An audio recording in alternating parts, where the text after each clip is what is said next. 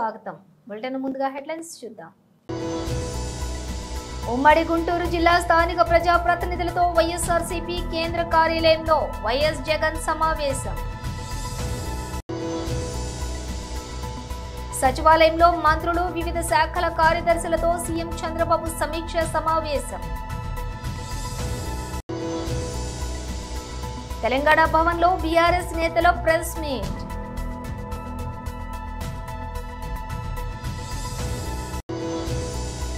కేరళలోని శ్రీ అగస్త్య మహర్షి ఆలయ సందర్శన అనంతరం మీడియాతో మాట్లాడిన ఉప ముఖ్యమంత్రి పవన్ కళ్యాణ్. విజయ్ దేవరకొండ కొత్త మూవీకి పవర్ఫుల్ టైటిల్, టీజర్ కూడా అదిరిపోయింది. ఇక డీటెయిల్స్ చూస్తే ఉమ్మడి గుంటూరు జిల్లా స్థానిక ప్రజా ప్రతినిధులతోటి వైఎస్ఆర్సీపీ కేంద్ర కార్యాలయంలో వైఎస్ జగన్ సమావేశం నిర్వహించారు. ఎన్నికలైపోయాయి. దాదాపుగా 9 నెలలు కళ్ళు మూసుకొని కళ్ళు తెరిచేసరికి అప్పుడే 9 నెలలు గడిచిపోయింది. నిజంగా 2019 నుంచి 2024 మన ప్రభుత్వం ఉన్నప్పుడు, అంటే వైఎస్ఆర్సీపీ జగన్ 1 పరిపాలన ఉన్నప్పుడు మనమంతా కూడా ఆ 5 ఏళ్ళు చరిత్రలో ఎప్పుడు చూడని విధంగా, ఇంతకుముందు ఎప్పుడైనా ఇది సాధ్యమేనా అని అనుకునే పరిస్థితి నుంచి కాదు, లేదు, ఇది సాధ్యం అవుతుంది అని చెప్పి చరిత్ర మార్చిన పాలన చూపించగలిగిన పాలన ఎక్కడైనా జరిగింది అని అంటే అది వైఎస్ఆర్ కాంగ్రెస్ పార్టీ పాలనలోనే మాత్రమే జరిగిందని చెప్తాను. ఈరోజు పరిస్థితి ఏమిటి అని చెప్పి ఒక్కసారి చూస్తే, నేను చెప్పిన ప్రతి అంశంలో కూడా ఒకవైపున సూపర్ 6 గాలికి ఎగిరిపోయింది, సూపర్ 7 గాలికి ఎగిరిపోయింది, ఎన్నికలప్పుడు చెప్పిన మేనిఫెస్టో చెత్తబుట్టలోకి వెళ్ళిపోయింది, ప్రజలకు ఇచ్చిన మాటలు మోసాలుగా తేలిపోయాయి. మరోవైపున వ్యవస్థలన్నీ కూడా, ఇప్పుడు నేను చెప్పిన వ్యవస్థలన్నీ కూడా, విద్య, వైద్యం, వ్యవసాయం, గవర్నెన్స్, అన్ని వ్యవస్థలు కూడా తిరోగమనంలో కనిపిస్తూ ఉన్నాయి. కేవలం ఒకే ఒక వ్యక్తి మారాడు, ముఖ్యమంత్రి. ఒకే ఒక పార్టీ మారింది, వైఎస్ఆర్సీపీ పక్కకు పోయి టీడీపీ వచ్చింది. తేడా అంతే.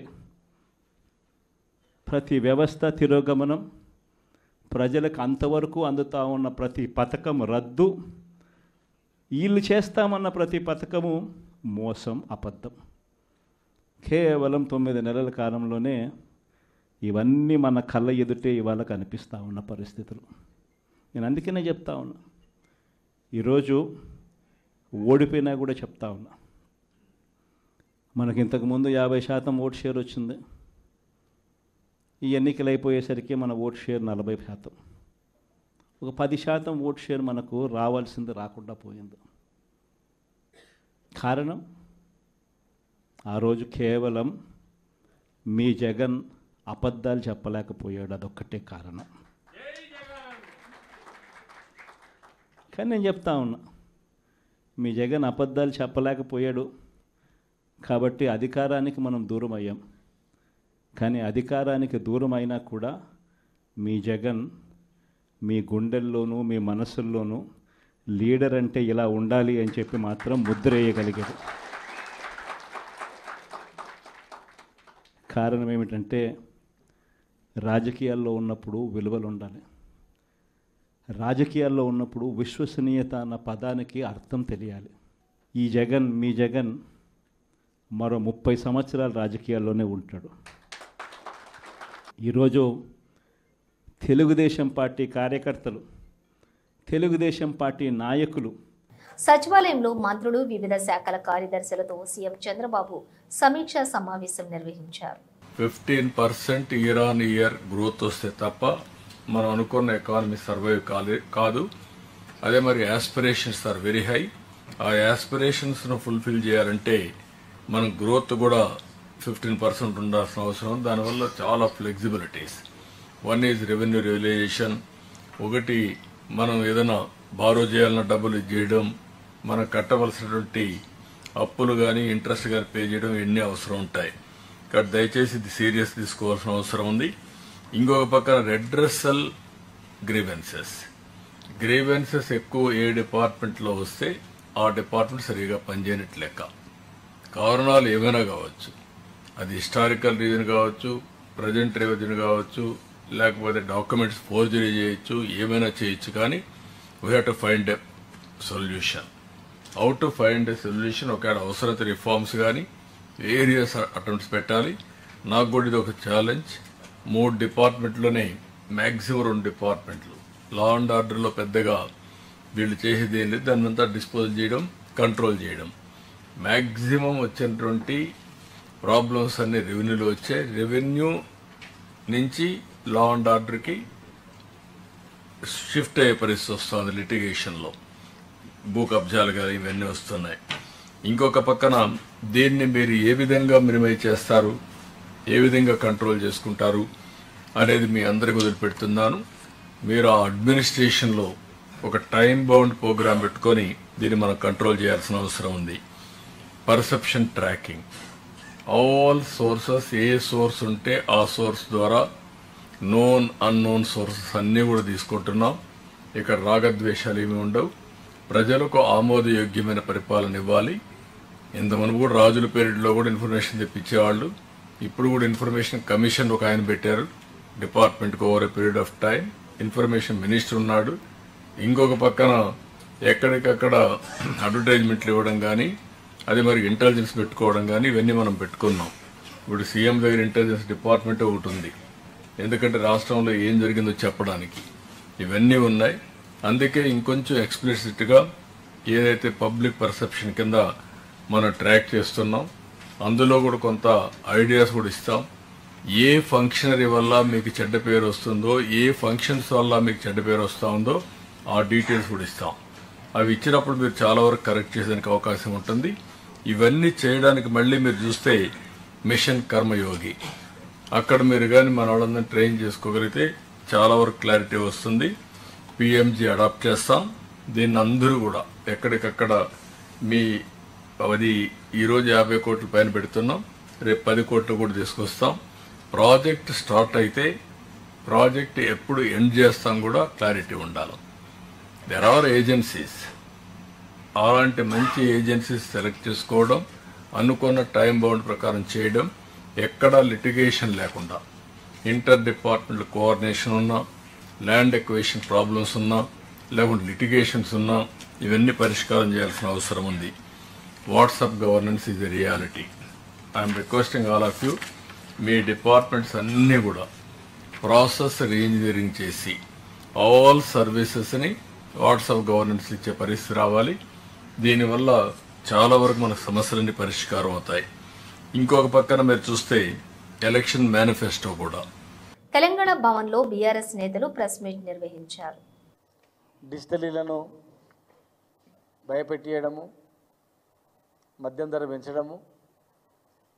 మరి అసెంబ్లీలో గతం మేము ఉన్నప్పుడు బెల్ట్ షాపులన్నీ బంద్ చేస్తామని అన్నారు.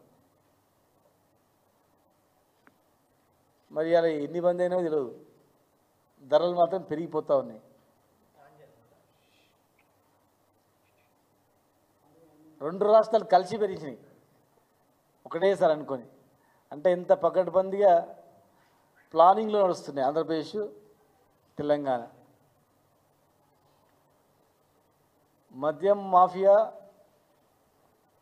నడిపిస్తూ ఉంది, రెండు రాష్ట్రాలను నడిపిస్తూ ఉంది. ధరలతో పాటుగా అవన్నీ వాళ్ళే తయారు చేస్తూ ఉన్నారు. గతంలో ఇతర రాష్ట్రాల నుంచి రాకుండా అరికట్టి విదేశీ మద్యాన్ని అరికట్టి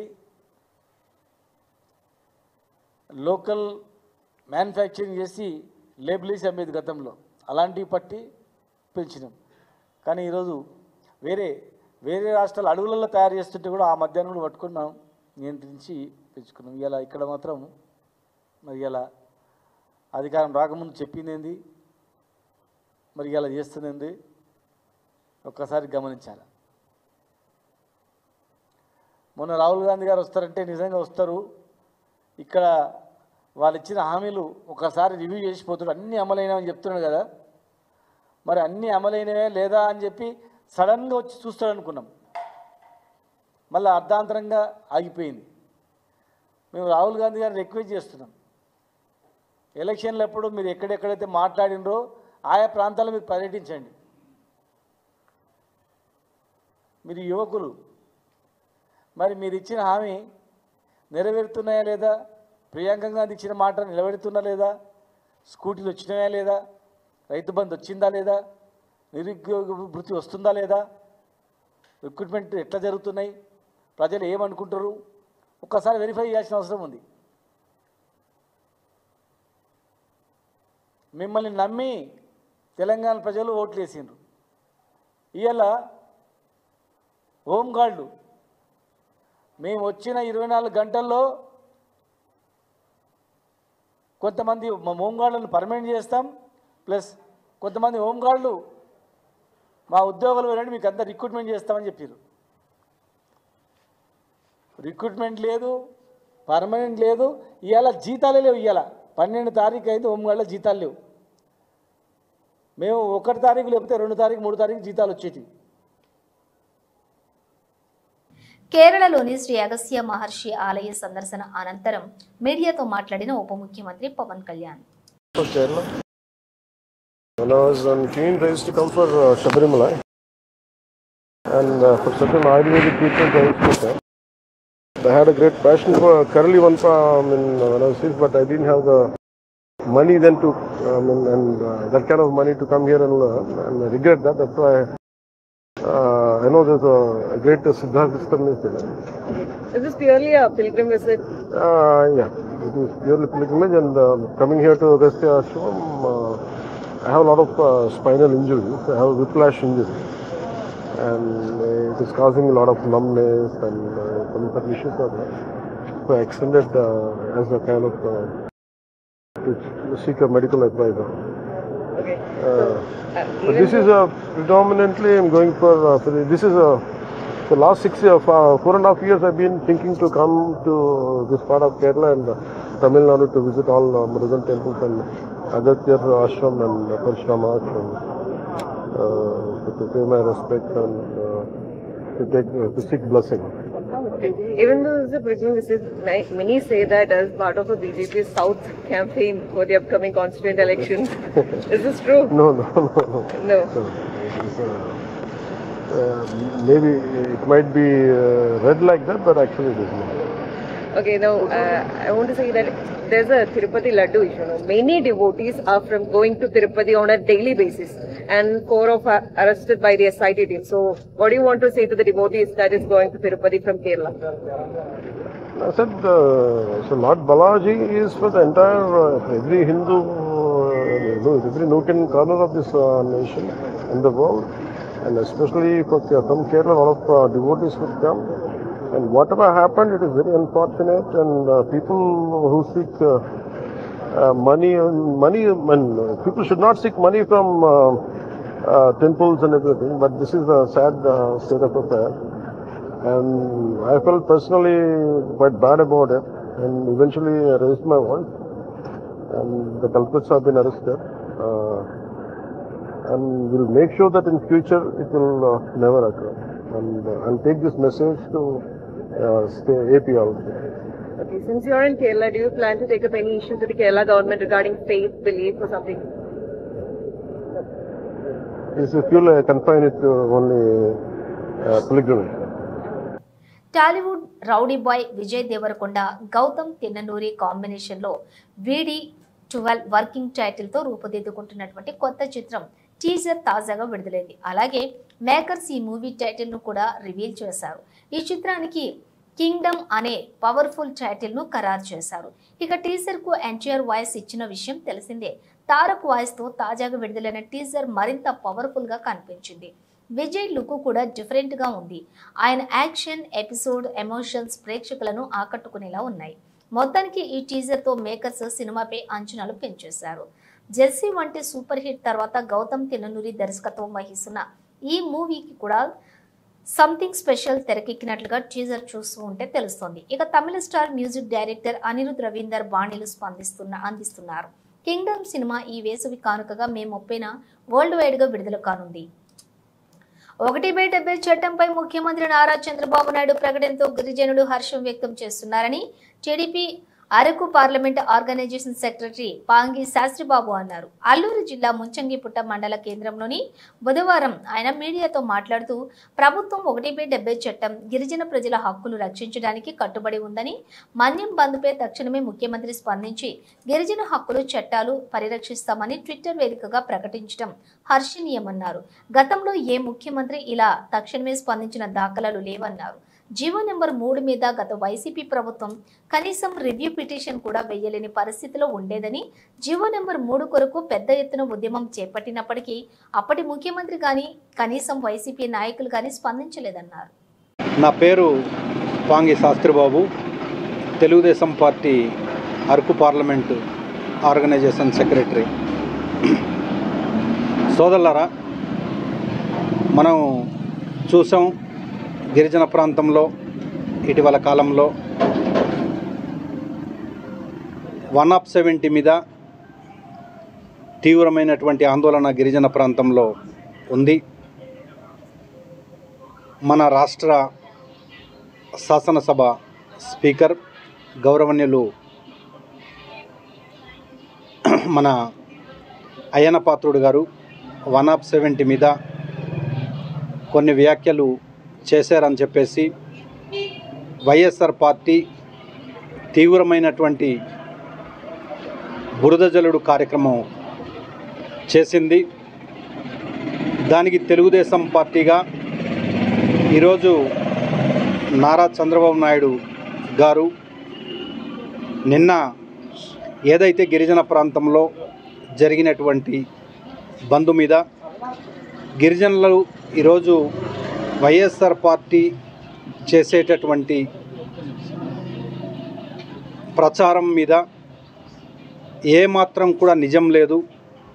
170 అంటే అలాగే గిరిజన ప్రాంతం యొక్క గిరిజనుల హక్కులు చట్టాల మీద తెలుగుదేశం పార్టీకి మన రాష్ట్ర ముఖ్యమంత్రి వర్యులు పెద్దలు నారా చంద్రబాబు నాయుడు గారికి అపారమైనటువంటి గౌరవం గిరిజన ప్రాంతం మీద, గిరిజన హక్కుల చట్టాల మీద ఉంది.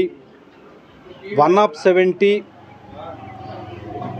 తీసేటటువంటి ఆలోచన కానీ, 170ని సవరించేటటువంటి ఆలోచన కానీ ఏమాత్రం కూడా తెలుగుదేశం పార్టీకి లేదు. భవిష్యత్తులో గిరిజనుల పక్షాన గిరిజనుల హక్కులు చట్టాలు పగడబందీగా అమలు చేస్తాం. అంతే తప్పించి ఎవరు కూడా గిరిజన ప్రాంతంలో ఏ రకమైనటువంటి వైఎస్ఆర్ పార్టీ చేసేటటువంటి ప్రచారానికి నమ్మొద్దు, ఎవరు కూడా భయపడొద్దు, అధైర్యపడవద్దని చెప్పేసి మన రాష్ట్ర ముఖ్యమంత్రి వర్యులు చంద్రబాబు నాయుడు గారు నిన్న మన గురించి మాట్లాడుతూ ఒక హామీ చేస్తూ ట్విట్టర్లో పెట్టడం అనేది జరిగింది. గిరిజన ప్రాంతం మొత్తం కూడా చూస్తూ ఉంది. ఈరోజు ఒక రాష్ట్ర ముఖ్యమంత్రి కొన్ని గంటల్లోనే గిరిజనుల జోలికి కానీ, గిరిజనుల చట్టాల జోలికి కానీ మేము రాము, దాన్ని పగడబందుగా అమలు చేస్తామని హామీ ఇచ్చినటువంటి మొట్టమొదటి ముఖ్యమంత్రి ఎవరైనా ఉన్నారంటే మాఘ పూర్ణిమ స్పెషల్ కుంభమేళాలో పూల వర్షం. మాఘ పూర్ణిమ సందర్భంగా త్రివేణి సంగమంలో నదీ స్నానం చేసేందుకు భక్తులు రాత్రి నుంచే రాకపోకలు సాగిస్తున్నారు. ఈ సందర్భంగా కుంభమేళాలో హెలిప్యాడ్తో అధికారులు పూల వర్షాన్ని కురిపించారు. ప్రయాగ్రాజ్లో జరుగుతున్న ఈ మహా కుంభమేళకు ఇప్పటి వరకు 45 కోట్ల మందికి పైగా భక్తులు హాజరైనట్లుగా అధికారులు అంచనా వేస్తున్నారు.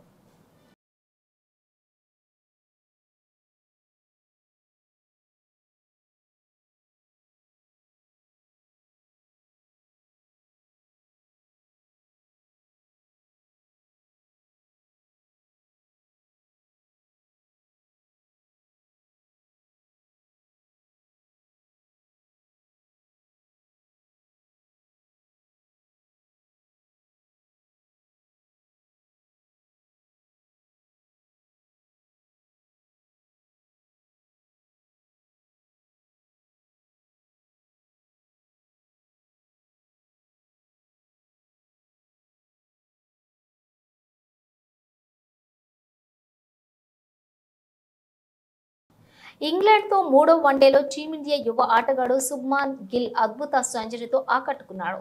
ఇంగ్లాండ్తో వన్డే సిరీస్లో ఫామ్లో ఉన్న గిల్ నేడు అహ్మదాబాద్లోని నరేంద్ర మోదీ స్టేడియంలో బ్యాట్ ఝుళిపించారు. గిల్ 95 బంతుల్లోనే సెంచరీ పూర్తి చేసుకున్నాడు. మార్క్ వుడ్ బౌలింగ్లో 4 కొట్టి సెంచరీ మార్క్ అందుకున్న గిల్ వన్డేల్లో తన 7వ శతకం నమోదు చేశాడు. అంతేకాదు ఒక స్టేడియంలో 3 ఫార్మాట్లలో సెంచరీ చేసినటువంటి ఆటగాడిగా అరుదైన ఘనతను కూడా అందుకున్నాడు. గతంలో ఈ ఫిట్ను ఫాస్ట్ డూప్లికేసెస్ Wanderers Johannesburg, David Warner, Adelaide ovals, Babar Azam, Karachi national stadium, Quinton de Kock, super sport park centuries నమోదు చేశారు. అయితే ఇప్పుడు ఈ అహ్మదాబాద్లోని మోదీ స్టేడియంలో శుభ్మాన్ గిల్ ఈ ఘనత సాధించాడు. ఇక నేటి మ్యాచ్ విషయానికి వస్తే టాస్ ఓడి బ్యాటింగ్కు దిగినటువంటి టీమిండియా 34 ఓవర్లు ముగిసేసరికి 2 వికెట్లకు 225 పరుగులు చేసింది. గిల్ 112, శ్రేయస్ అయ్యర్ 51 పరుగులతో ఆడుతున్నారు. గిల్ స్కోర్లోని 14 ఫోర్లు, 3 సిక్స్లు, అయ్యర్ స్కోర్లోని 6 ఫోర్లు, 1 సిక్స్ ఉన్నాయి. ఇంగ్లాండ్ బౌలర్లో Mark Wood 1, Adil Rashid 1 wicket తీశారు. బులెటిన్ ముగించే ముందు హెడ్లైన్స్ మరోసారి. ఇవి ఉమ్మడి గుంటూరు జిల్లా స్థానిక ప్రజాప్రతినిధులతో వైఎస్ఆర్సీపీ కేంద్ర కార్యాలయంలో వైఎస్ జగన్ సమావేశం. సచివాలయంలో మంత్రులు, వివిధ శాఖల కార్యదర్శులతో సీఎం చంద్రబాబు సమీక్ష సమావేశం. తెలంగాణ భవన్లో బీఆర్ఎస్ నేతల ప్రెస్ మీట్.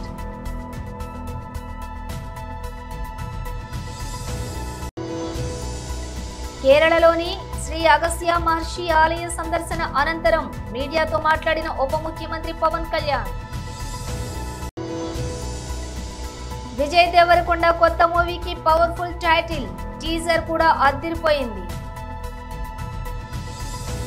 బులెటిన్ విశేషాలు మరో బులెటిన్తో మళ్ళీ కలుద్దాం.